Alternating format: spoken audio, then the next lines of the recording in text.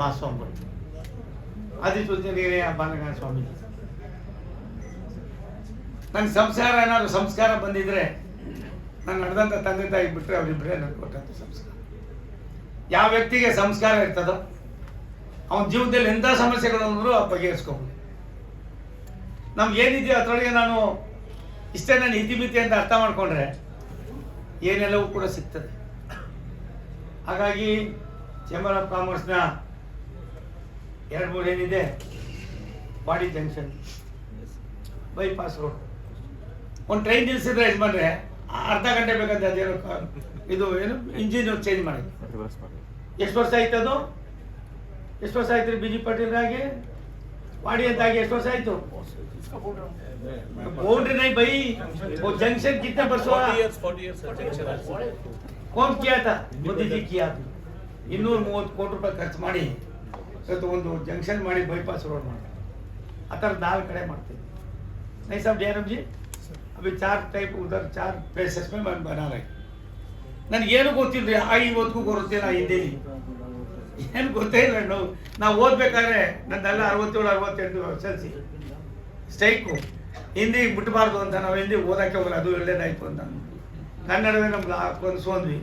ದೆಹಲಿಗೆ ಹೋದ್ಮೇಲೆ ಭಾಷೆಯೂ ಕೂಡ ಅಷ್ಟೇ ಮುಖ್ಯ ಅನ್ನೋದು ಅರ್ಥ ಆಗಿದೆ. ವಂದೇ ಭಾರತು ಸೋಲಾಪುರದಿಂದ ಎಕ್ಸ್ಟೆಂಡ್ ಕೇಳಿದ್ದೀರಿ. ವಂದೇ ಭಾರತು ನೀವು ತಗೋತಾ ಇದ್ರಿ. ನಿಮ್ಮ ಪಕ್ಕದಲ್ಲಿ ಯಾದಗಿರಿ ಇತ್ತು, ಕೊಡಿ ಅಂತ ಕೇಳಿದ್ರೆ ಯಾವತ್ತಾದ್ರು? ಯಾಕೆಂದ್ರೆ ಆಸ್ಪಿರೇಷನ್ ಡಿಸ್ಟ್ರಿಕ್ಟು ಬುದ್ಧಿವಂತರು ಕಡಿಮೆಯಲ್ಲಿ ಪಾಪ. ನಾನು ಬಂದೆ, ನಮ್ಮ ಶರಣ ಏನೋ ಅವನ ಹೆಸರು, ನಮ್ಮ ಕಂದಕೂರು. ಅಯ್ಯೋ ಅವನು ನಿಜವಾಗೂ ಕಂದಕೂರು ಗೊತ್ತಿಲ್ಲ. ಅವನು ಒಂಥರ ಬೆಂಕಿ ಇದ್ದ. ಅವನು ನಂತರ ಬಂದ, 2 ಸಾರಿ ಕೇಳ್ದ, 3ನೇ ಸಾರಿಗೆ ನಾವು ಮಾಡ್ತೀವಿ ಹೇಳೋಣ ಅಂದ. ಅಪ್ಪ ಬಾರೋ ಅಲ್ಲಿ ಬಾಧ ಇರೋರಾಗಲಿ ಮಪ್ಪಾಕಲ್ಲ ಕಣ, ನೀರು ಇದು ಬೇಕು, ಮಗು ಹತ್ರ ಮಾತ್ರನೇ ಹಾಕ್ಕೊಡೋದು. ಈಗೆಲ್ಲೋ ನನ್ನ ಮಾತು ಕೇಳೋದೇ ಸುಮ್ಮನೆ ಅಂತ ನೀವು. ಹಾಗಾಗಿ ಅದಾಗಿದೆ. ಅಲ್ಲೊಂದು ಸನ್ಮಾನ್ಯ ಖರ್ಗೆ ಸಾಹೇಬರು ಒಂದು ಎಂಥ ಕಾರ್ಖಾನೆ, ರೈಲ್ ಬೋಗಿ ಕಾರ್ಖಾನೆ ಮಾಡಿದ್ರು. ನಾನು ನಮ್ಮ ರಾಧಾಕೃಷ್ಣ ಅವರು, ಅವರ ಅಳಿಯ ಅವರು MP ಕರ್ಕೊಂಡು ಹೋದೆ. 160 ಎಕರೆ ಇದೆ. ಏನೋ ಒಂದು 20 ಜನನೋ 15 ಜನನೋ 30 ಜನ ಕೆಲಸ ಮಾಡ್ತಿದ್ದೆ. ಹೇಳಿದ್ದೇನಪ್ಪ ಇದು ಅಂದ್ಬಿಟ್ಟು ನೀಟಾಗಿ ಹೋದೆ ಪ್ರೈಮ್ ಮಿನಿಸ್ಟರ್ ಹತ್ರ. ಒಂದು ಕಾಗದ ಬರ್ತೀನಿ, ಕ್ಯಾ ಸೋಮಣ್ಣ ಕಬ್ಬಾಯ सबाई सब कोई सब मेरा स्टेट में सब कोई थोड़ा कुछ तो भी कीजिए सर. कितना होना चाहिए? बहुत होना चाहिए, कुछ तो भी कीजिए. 200 ಕೋಟಿ ರಿಲೀಸ್ ಮಾಡಿದ್ರು. ಅದೇನೇನು ಮಾಡೋಕ್ಕೋ ಮಾಡಿರಿ, ಅದಕ್ಕೇನು ಬೇಕೋ ಕೊಡ್ತೀನಿ. ಯಾಕೆ ಈ ಮೇಲೆ ಹೇಳ್ತೀನಂದರೆ, ಈ ಭಾಗ ಇಂಪ್ರೂವ್ ಆದರೆ ನಮಗೆ ಬದ್ಧತೆ ಜಾಸ್ತಿ ಆಯ್ತು. ಒಂದು ಕಾಲದಲ್ಲಿ ಗುಲ್ಬರ್ಗ, ರಾಯಚೂರು ಈ ಭಾಗ ಅಂದರೆ ಎಲ್ಲ ಒಂದು ಕಡೆ ವಲಸೆ ಹೋಗ್ತಾರೆ, ಗುಳೆ ಹೋಗ್ತಾರೆ, ಅದೇನು ಅಂತಾರೆ, ಅದು ಕಡಿಮೆ ಆಗಿದೆ. ನೀರಾವರಿ ಜಾಸ್ತಿ ಆಗಿದೆ. ನಾವು ಇಲ್ಲಿ, ನೀವು ಇಲ್ಲ ಆದರೆ ನಮ್ಮಲ್ಲಿ ಯಾರೋ ಕೊಟ್ಟಿರೋ ನೀರನ್ನು ಅವ್ನ ಕಾಲದಲ್ಲಿ ಆಗೋಗ್ಬಿಟ್ಟಿದೆ. ನನ್ನ ಕಷ್ಟ ಅಂದ್ಬಿಟ್ಟು ನಾವು ಅವನ ಹೆಸರು ಹಾಳು ಮಾಡೋಕ್ಕೋಸ್ಕರ ಯಾರೋ ರೈತ ಮನೆಗಳು ಹಾಳು ಮಾಡೋದ್ರೊಳಗೆ ಎಷ್ಟು ದಿನ ಆಗ್ತಾ ಇದೆ. ರೈಲ್ವೆ ಒಂದು ಪ್ರತಿಷ್ಠಿತ ಇಲಾಖೆ. ಇಲಾಖೆಯಲ್ಲಿ ತುಂಬ ಜಾಗರೂಕತೆ ಇದೆ, ಶಿಸ್ತಿದೆ. ಆ ಶಿಸ್ತು ಯಾವ ರೀತಿ ಇದೆ ಅಂದರೆ, ದೆಹಲಿಯಲ್ಲಿ ಕುಳಿತುಕೊಂಡು ಈ ರೈಲು ಇಷ್ಟು ಗಂಟೆಗೆ ಹೋಗ್ಬೇಕು, ಇಷ್ಟು ಗಂಟೆಗೆ ತಲುಪಬೇಕು ಅಂತ ಏನು ಆದೇಶ ಮಾಡ್ತೀವಿ, ಎಲ್ಲೋ ಕುಳಿತುಕೊಂಡು ಆದೇಶ ಮಾಡಿದ್ದನ್ನು 2 ನಿಮಿಷಕ್ಕೆ ಇಲ್ಲಿ ಇಂಪ್ಲಿಮೆಂಟ್ ಆಗ್ತದೆ. ನೀವು ಒಂದೊಂದು ಸಾರಿ ಫ್ಲೈಟು ಕೂಡ 1 ಗಂಟೆ 2 ಗಂಟೆ ಲೇಟ್ ಆಯ್ತವೆ. ನಮ್ಮಲ್ಲಿ ರೈಲ್ಗಳು ಲೇಟ್ ಆಗೋದು ಭಾರಿ ಕಡಿಮೆ, ಭಾರಿ ವಿರಳ. ಆದ್ದರಿಂದ ನಿಮ್ಮ ಬೇಡಿಕೆಗಳನ್ನೋದಕ್ಕಿಂತ ನಿಮ್ಮ ಅವಶ್ಯಕತೆಗಳಿವೆ. ಆ ಎಲ್ಲ ಅವಶ್ಯಕತೆಗಳನ್ನು ಕೂಡ ನಾವು ಈಡೇರಿಸ್ತಕ್ಕಂಥ ಕೆಲಸ ಮಾಡ್ತೀವಿ. ಒಂದು ಸತ್ಯ, ಭಾರತ ಸರ್ಕಾರ, ಸನ್ಮಾನ್ಯ ನರೇಂದ್ರ ಮೋದಿಯವರು ಇದನ್ನೇನಾದ್ರು ಬಡ್ಜೆಕ್ಟಿಂದ ಜನರಲ್ ಬಡ್ಜೆಟ್ ಸೇರಿಸಲಿಲ್ಲ ಅಂದರೆ ನೀವು ಯಾರು ನನ್ನನ್ನು ಕರೀತಾ ಇರಲಿಲ್ಲ. ನಾವು ಸಂಬಳ ಕೊಡೋಕ್ಕೆ ಪರಿಸ್ಥಿತಿ ಇಲ್ಲ. 12 ಲಕ್ಷ ನೌಕರರು ಇದ್ದಾರೆ. ನೈಸಾ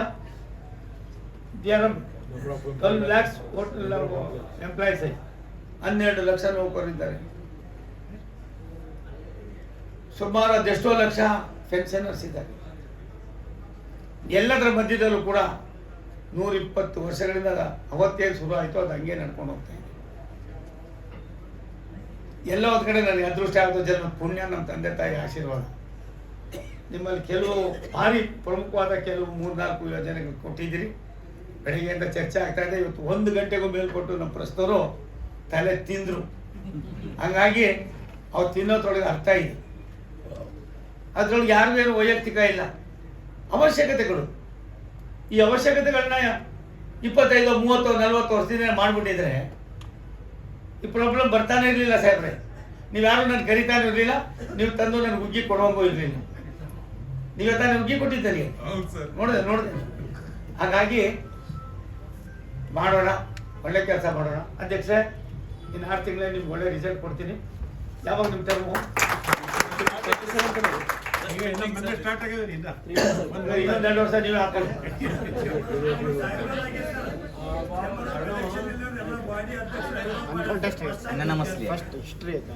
ಆಯ್ತಪ್ಪ. ಮತ್ತೆ ನನಗೇನು ಗೊತ್ತಿಲ್ಲ ಹುಡುಗ ಯಾರು ಅಂತ. ಅವ್ನು ನೋಡಿದ್ರೆ ಸ್ವಲ್ಪ ಸಭ್ಯ ಇದ್ದಾರೆ. ಮತ್ತೆ ಯಾರೇನಂದ್ರೆ ಅಳಿಸ್ಕೋತಾರೆ, ಯಾರಿಗೂ ತಿರ್ಗಾಕೊಂಡು ಮಾತಾಡೋರು ಅಂತ ಕಾಣಿಸ್ತಾರೆ.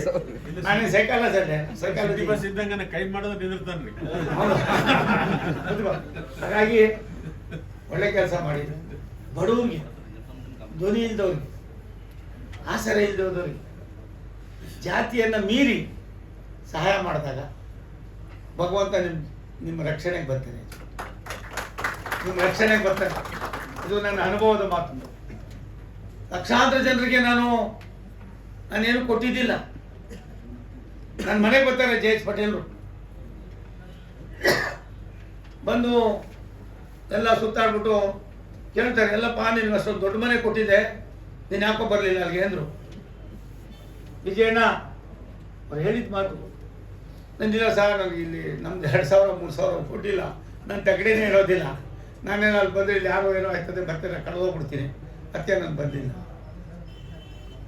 ಅವಾಗ ಒಂದು ಮಾತು ಹೇಳ್ತಾರೆ ಅವರು, ಯಾವ ವ್ಯಕ್ತಿ ತನ್ನ ಹಿಂದಿನ ವ್ಯವಸ್ಥೆಗಳನ್ನು ಬದಲಾವಣೆ ಮಾಡಿದರೆ ಇಟ್ಕೋತಾನೋ ಅಂತ ಅವನಿಗೆ ಭಗವಂತ ಒಳ್ಳೇದು ಮಾಡ್ತಾನೆ, ನಿನಗೆ ಒಳ್ಳೇದಾಗ್ತದೆ ಹೋಗು ಅಂತ ಹೇಳ್ಬಿಟ್ಟು. ಚೇಂಬರ್ ಆಫ್ ಕಾಮರ್ಸು ಪ್ರತಿಷ್ಠಿತ ಸಂಸ್ಥೆ.